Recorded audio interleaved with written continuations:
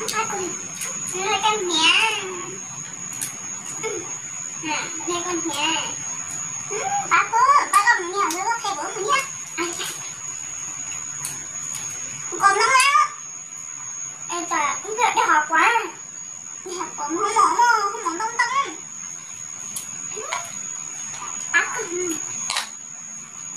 Ngon không? Ngon đúng không chả nó sẽ bó nóng lại chị giống nó á. Nè, muốn còn à?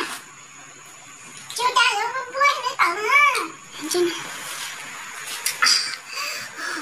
Bó nóng đông rồi. Kìa nó đẹp các bạn. Không cháy. Đây cái mà lâu đó.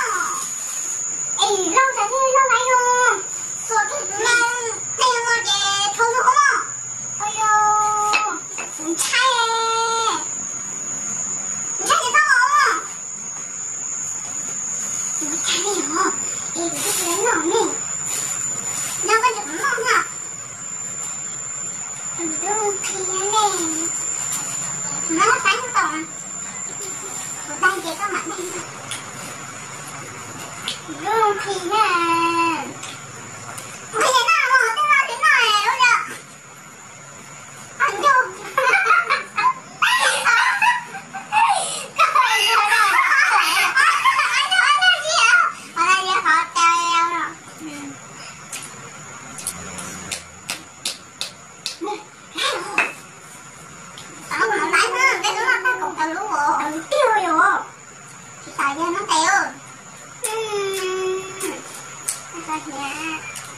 Đây con nhã.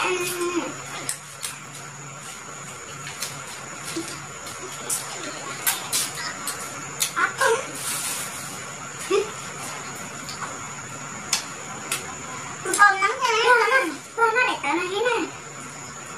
Tớ nó lại, chị nó lại. Tớ ăn mấy chí à. Em có ta lấy trên nó để tớ lại em. Để tớ xẹp tay học của. Nó làm con nắm hả?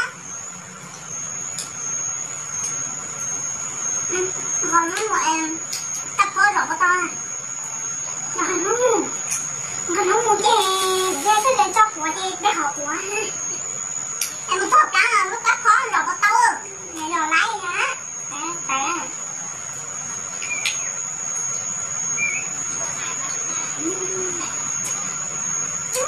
Dạ là không làm mình nhau tay vậy?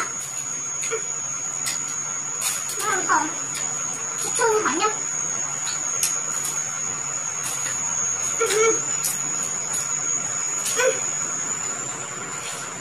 Hả được.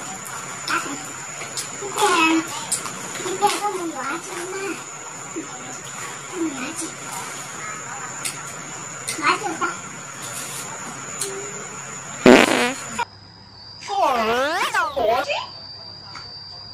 bảo了保姆过我，你都装到有，保大姐跟我都有。